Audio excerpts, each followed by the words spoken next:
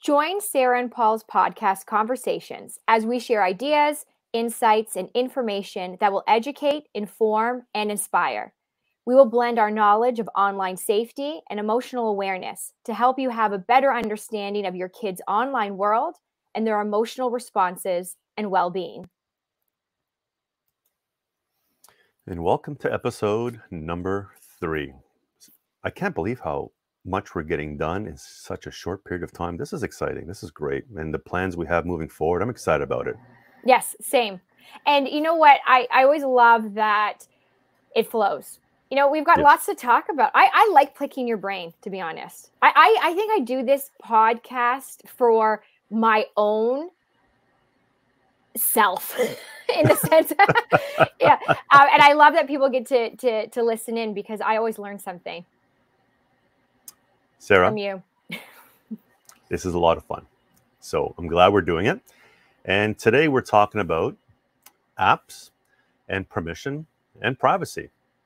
And people might be wondering, really, what does that have to do with what both you guys are experts in? Well, it's amazing how we are so emotionally attached to apps and how we emotionally attach ourselves to downloading the apps because of how other people are using it or if they have it and we want it. But do we spend time understanding it? Do we spend time doing the homework on it? Do we read privacy policy? And to me, you know, I love talking about online privacy. And the answer, and you know, in a nutshell, is that we don't. So, this is where I'm going to learn a lot from you. See, I got to interject that right there. See, these are the moments.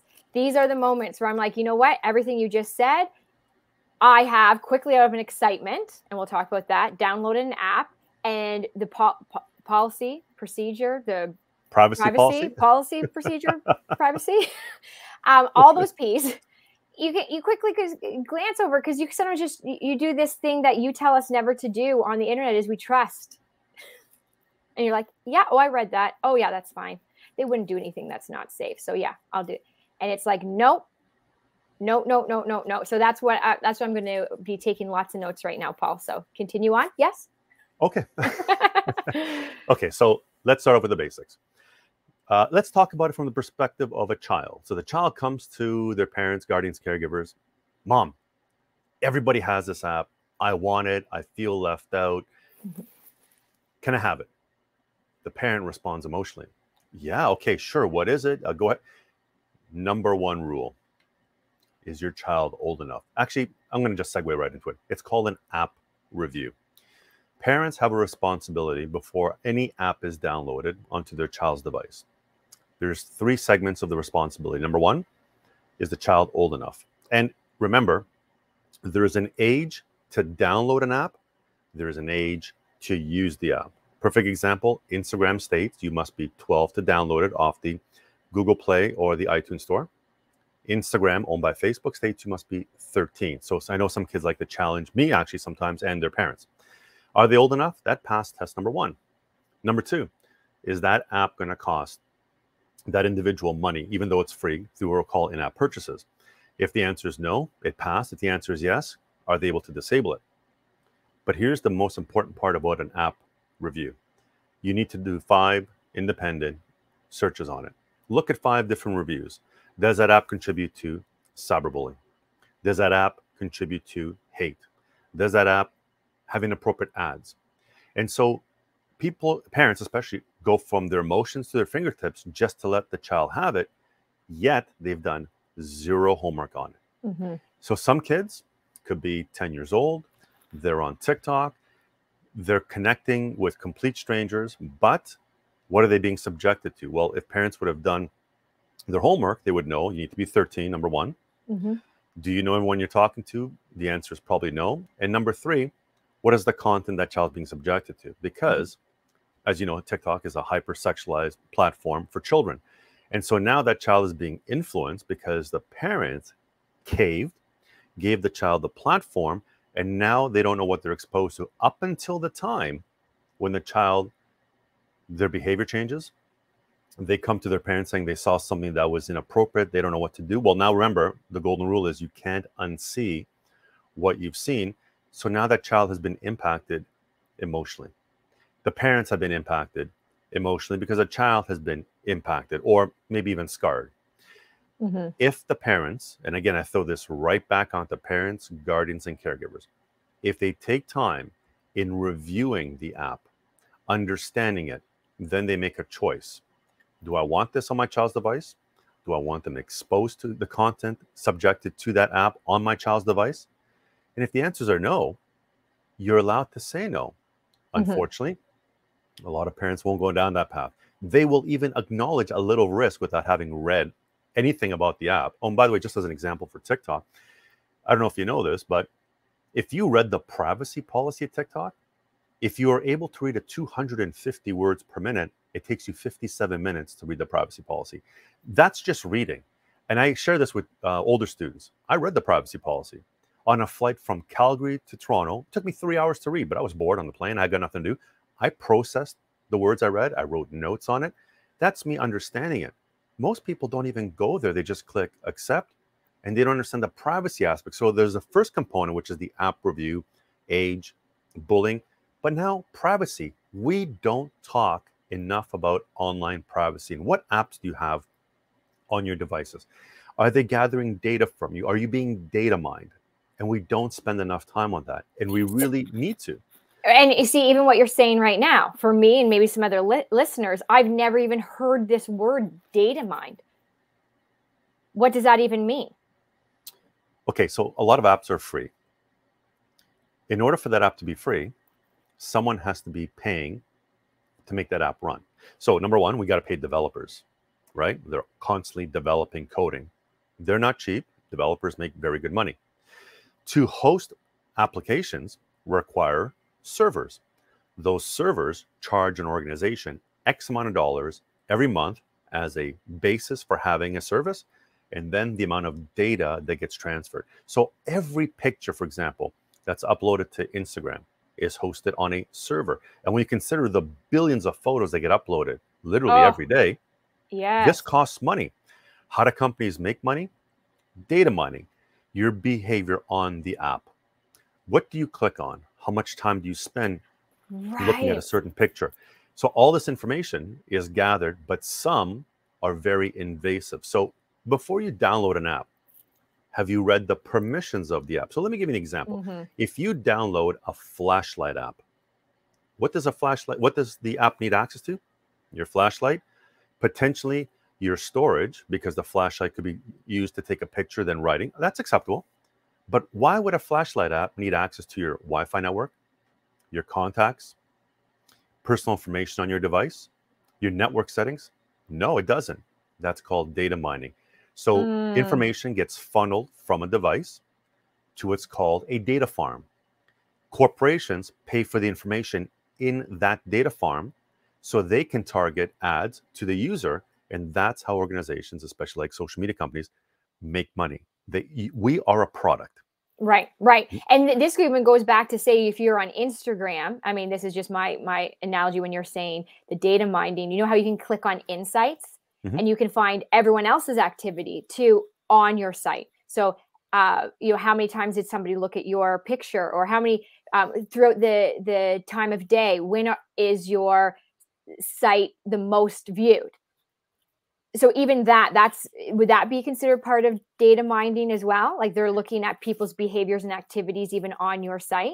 Well, that's part of the analytics that Facebook gives you for Facebook usage, Instagram usage. So you and I share data with our clients, basically our followers. But in the eyes of a Facebook and Instagram, they're clients, and they're saying this is when your clients are watching you. Right. This is what they've clicked on the most. So I wouldn't call that. It isn't data mining because they got to mine that data to give you the analysis. Right. But they take it to the next level. Yeah. So they use the exact same data that they're showing you and I, but they gather more. And people don't believe this, but the amount of time you spend, for example, on TikTok, the amount of time you spend watching a video, did you watch it once, twice, 3 times, 4 times, 5 times? Did you comment? Did you like it? Did you forward it? Right. Did you reply to a comment? That is all data analysis. Now, they don't give you that. They utilize that. So again, in the context of how you use it is one capacity, but the privacy policy Right. with respect to what it's looking for on your device outside of your activity is completely different. So I always ask parents, take time to understand the product, understand its usage, and understand its privacy policy. It's important for the well-being of your child. Now, look, one of the things I say to my students when I educate them, I share with them the amount of smartphones I have. And I'll get asked, why do you have so many smartphones? Well, because of my primary device, I have certain apps. I need a device just to test those apps that I don't like, that I don't want on my device, but I need to educate you on it, so I need to understand it. And then there are other devices for investigative purposes. But I don't put apps on my primary device that I'm not comfortable with. And I say that to them. So I know not everyone can have multiple devices, but I tell them be very selective of the app you download. So from grade 7 onwards, I talk about the responsibility of just stepping back and analyzing an app in terms of everything they're telling you, this is what we do, before you go and you just download it. But it effectively is a parental responsibility, because remember, it's the parents who own the phone that's unknown to the child where these apps reside. So that's why parents, if as you're listening, you need to take a vested interest in what is on there. It's incredibly important. And even for our own phones as parents, looking at the apps we're putting and downloading, and not just getting excited about the features that the app have, Right. and making that choice out of pure excitement.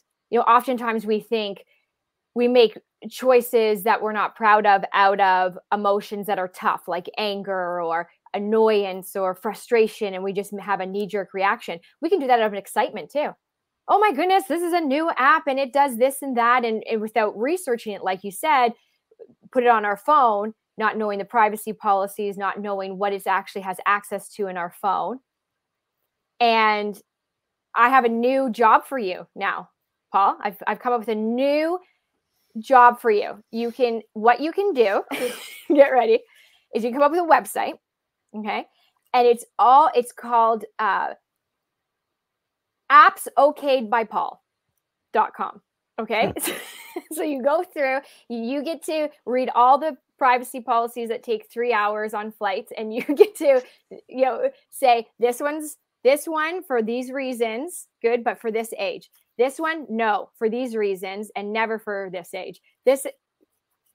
I don't know. I mean, that could be something down the road. I'm just throwing it out there. I think it would be highly sought after website. So you're asking me to add to my current workload? Yes.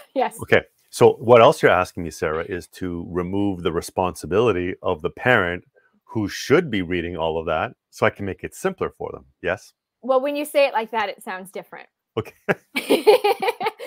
No, Look, but what you're saying is valid. It's true. It's one of those things where I think we can just quickly, for ourselves as an adult on our phone, just like, oh, I'm out of excitement, I'm gonna get that app. Or even for our children, there can be that I didn't know what I didn't know. Well, now you've listened to this podcast and now you know. So now you have to make a different conscious choice, like you're saying. Yeah, they know why they know, Sarah. It's because it's what we know and we're sharing with them. That's why we call it what we know. So that's pretty cool, right? That's okay. So now you know what we know. Exactly. And what you need to know is that we cannot go from our emotions to our fingertips when it comes to downloading these apps. For example, even public Wi-Fi. I know it's not an app, but we go for, whether people know this or not, they go from their emotions to their fingertips because of convenience. So they want the convenience of getting free Wi-Fi whenever they can. And then they use apps on their devices in a free public Wi-Fi setting with complete strangers out there, some of which have the capability of extracting information of people within the network. That's a side note. But if we can just go back to caring a little bit about privacy and our security, we would be much better off, not only from a privacy aspect, which I know we'll talk more about in the next segment, but from the mental health and well-being of our children. Because if we respect the age restrictions, if we understand how the app is used, so many of our kids would be far better off. It's so important to respect it. Now, here's the problem, and I want you to talk about this. A lot of parents could care less about the privacy policy, about the age restrictions. I know it's factual. Don't get upset with me, parents. And do you know why? Because every other kid has it. So the child is guilting the parents into saying, I need it. It's important. I'm the only one without it. And they cave because they've given into this emotional piece. And because they haven't acknowledged all the stuff that they have to do, that child gets it. And only when something comes up that could have been hurtful or inappropriate do they now come and ask for help. And they look to resolve a problem, which is completely avoidable if we spent that time reading and understanding and researching. And I know what I'm saying. Parents are rolling their eyes like, that's a lot of work. Yes, I'm not a parenting expert, but I am a parent, as Sara is, and it is a lot of work. And it is our responsibility. One saying my mom used to say to me, and this really, as a kid, you don't want to hear it, but as a parent, I say it, which is, I'm your parent, not your friend. We can be friendly, but there's a difference. And this is the difference. So before we think, oh no, I have a great connection with my kids. That's not what I'm talking about. This is what my mom used to say to me. Look at, say it was a rule. This is the example I'm going to give you. Okay. When I was about 11 years old and my life as I knew it was falling apart, with my parents getting divorced and lots of different things happening at school, even socially, disrespect going on, my mom signed me up for every character education class she could get her hands on. Paul, I never wanted to go. I missed my grade 9 dance for a meditation class, okay, with my mom. And here's the point. My point is that if she was just my friend, I could have talked her out of all of it. I could have talked her out of the leadership camps I went to, the character education courses I went to. I had tantrums, Paul, as a preteen and a teen, going to these. I don't want to go. I don't need this. And my mom would look at me and she'd say, you don't have a choice. You're going. And then she'd look at me and she'd say, yeah, actually, no, you do have a choice. And I'd be like, phew. She's like, you can choose what pants you wear.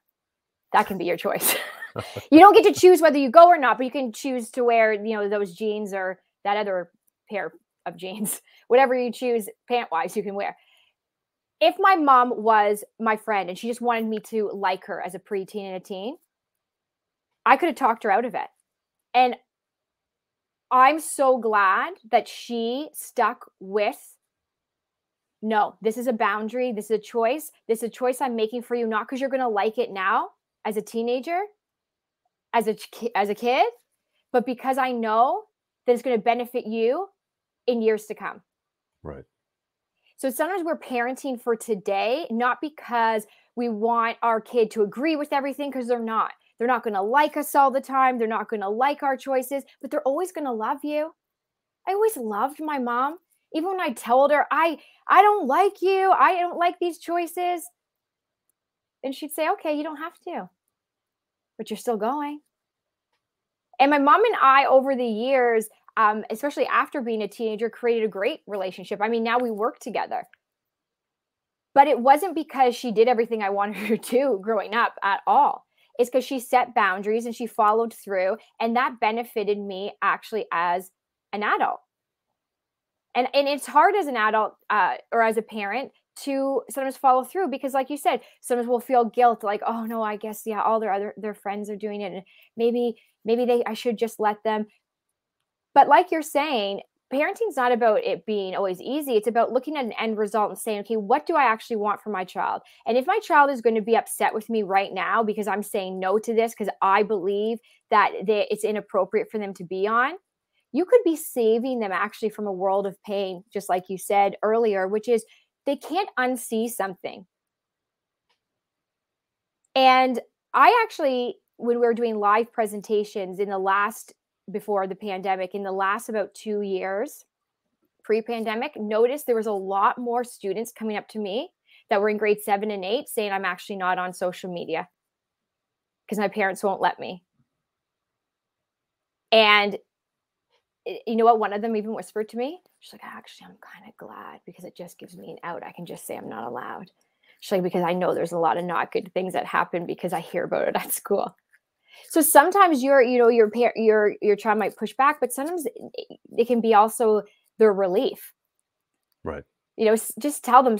My mom used to say, just tell them like your mom's really strict, and she's, like you can use me as a scapegoat. She'd say, and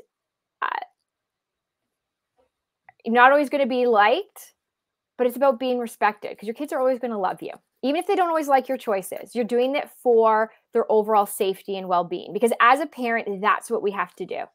Your safety and well-being matters. It's a conversation I have with my teens all the time. Mm-hmm. You may not like my choices, but there's a reason. The one thing that I've developed with my girls is, even though I can be firm in the decision, we talk about it. Mm-hmm. So they still don't like the final decision, but they're more understanding because what I've done is I developed a relationship with them where I'll talk about it. I know when we grew up, our parents gave us an answer and it was non-negotiable. We can't talk now. I think what I'm doing is not unique, but I have the ability to talk to them about it. Mm-hmm. Yes. I want to talk to them about it because I want them to understand it, because today, and it's part of our messaging, right? Never tell a child what they can and can't do and walk away. Always tell them why they can't do it with data, because then they sit back and they say, you know what? I don't like what you said, but I understand it because what you're saying makes sense. So still, given the fact that I can't go to that party because it starts at 11 and I may not get home until whatever.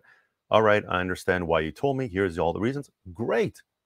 So they're not going to like it still, but they're going to understand it. So parents, when you're downloading these apps, I know you may want to say no, and you're allowed to. But if you do your homework and you sit down, you say, all right, let me tell you why. Now, I'm going to be respectful. That takes work because you've had to understand it. Now you need to explain, but you'll develop that relationship with them where they're saying, you know what, my parents aren't just saying no. They've told me why they came to that decision. You'll still be expected some pushback, which is, they're kids. They're allowed to. And they're supposed to, right? Exactly. If they never have any rebuttal or pushback, then we're not really giving them a voice either. So we can say, yes, no, this is going to be the boundary. This is why there's that boundary. And my job is to keep you safe. Right. But they don't have to always like it, and they can still have that opinion. And okay. Yeah. I hear you. It doesn't mean I have to agree with you. Exactly. It doesn't mean I have to change my choice. Now, sorry. So we have to wrap up, but you had something you wanted me to address with QR codes. I do have something. Oh, and just on a side note with parents, let's just say it like it is. Parenting's not about perfection. It's about reflection and redirection. Let's always please remember that. We all make mistakes. We all slip up, mess up, permission to mess up, but it is about progress, reflection, redirection. So just know we're all in this together. We're all learning together. And the question that I had for you, Paul, is now we're hearing about downloading QR codes onto our phone that have private health information. What are your thoughts on that? Okay, so just to be clear on so as a rule of thumb for me personally, I don't scan QR codes. On my Facebook page, I had an interesting debate, and I said, do you prefer going to a restaurant to scan a QR code, or do you want a paper menu? And I said, I will always take the paper menu. Number one. I agree. I like the paper. Yeah, I like touching. I want to put it down.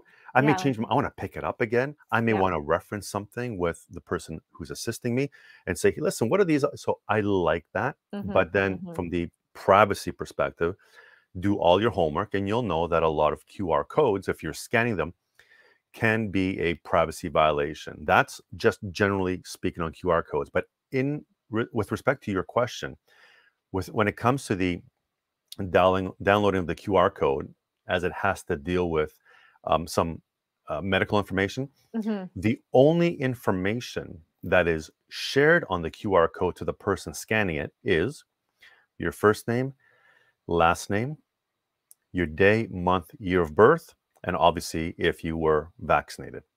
Having said that, the app, and I've downloaded it. And by the way, it's open source, meaning anybody can basically tear it apart and see that it's not violating your privacy per se. Here's my issue, which happened to get me on a couple of radio stations. Okay. Is that the scanner can be downloaded by anybody. So if I'm walking into a restaurant, for example, I don't want the person at the restaurant who's a individual just working there, making ends meet, which I respect immensely, to use their personal device to scan that code. Because, and I've written to the Ministry of Health, 3 emails. If you're listening, you haven't responded. The individual who's scanning can record all that. And someone said, but Paul, wouldn't you notice if someone is taking a screenshot? I said, absolutely. They're not taking screenshots. So what I did was I downloaded the scanner. I got a couple of QR codes, and I set up my phone to actually record all the scanning. So yes, it left the screen after 30 seconds, but I was able to go back later and look at the video of everything captured. Now I have it. So my recommendation was I would like a business to make another investment, and not that they need any more investments because of what's happened in the pandemic, but a simple $50 device can scan. It's given to the staff that's working there, but it's not owned by the individual. It's owned by the business. Now, we still can't prevent them from doing what I tested. If you want to just lessen the worry, at least it's not in the hands of a complete stranger who's working there for a week or 2 weeks, a month, quits, and then has all that personal information. So, having said that, you cannot escape it. If you feel more comfortable, businesses are still allowed to accept the old version. If you're not comfortable with the QR code. You have to make a decision. Have I gone down the path of downloading the QR code, and will I use it? The answer is personally, no. I'm not going down that path. I'll still have any documentation that they require, but I'm not allowing it to be scanned potentially on the device that can be saved. That's just me. And people say, what, Paul, really first name, last name, your day, month, your birth, isn't that easily accessible? Here's the thing. When someone captures it, it's called social engineering, and it's called profiling. That's a different topic altogether. I just don't want it in somebody's hands. That's my take on it. So I know, let's go from the emotional perspective. I know downloading this code is a convenience. Right. And I love it. We have to pause and understand it and do our homework. So when you're told, just do it, I know why you're being told to, but always do homework. And none of what I just said is conspiracy theory. I've actually done this. I've sent out my documentation to the Ministry of Health. I said, talk to me, but always do your homework. And I know it's a convenience, but pause. And that's what I'm thinking is the wrap up here of this whole segment of Sara and Paul. What we know is don't let convenience be your driving factor for a choice. Yes. When you're downloading something onto your phone, onto your child's phone, when you're saying yes to something that your child wants to download, don't make that choice out of convenience. Make it out of being conscious. Yes. Make it out of being mindful and doing some investigation work. And that plays well into beyond emotion.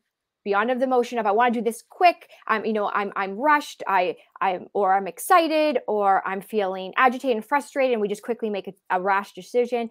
Take a breath and say, have I consciously looked into this app, this QR code? Have I looked at all the information so that I'm making a rational choice, a conscious choice? I think you've summed it up perfectly. Well, Paul, you know what? I'm going to have to keep re-listening to this podcast because I truly have gained so much knowledge. This is not something that I'm an expert in when it comes to what we talked about today of QR codes and apps in the behind the scenes. And it's really eye-opening because we are in a digital world and we are in a world where we love convenience. And those two things married together aren't always a happily ever after. So just to understand, to summarize, Sara, you wanted this podcast really for yourself, and you're hoping this would benefit parents. So this is really for you. Is that correct? No, Okay. no, but but on a side note though, Paul, I learn a lot from you, just like everybody else does. I learn And from you all the time. and so you No, can't ask. listen, Not sometimes, and you know this, I've actually emailed you about a situation, and some of your words about keeping your emotions in check, you just I know I had to be grounded, and I think sometimes when I bounce it off you, I think you reminded me about just lay off. Think about it, and your reflection and redirection, it's actually something that just spins in my head every now and again. So I'm happy that, anyways, let's wrap this up, but I'm learning from you as well all the time. You know that. Yes, no, and I appreciate that everyone enjoys how our messages infuse. So wait till next time, because after this podcast, we've got really something exciting for you, don't we, Paul? We won't tell them right now, but Looking forward to it. number 4. Number 4. Thank you, Until Sarah. next time. See ya. Bye. Bye.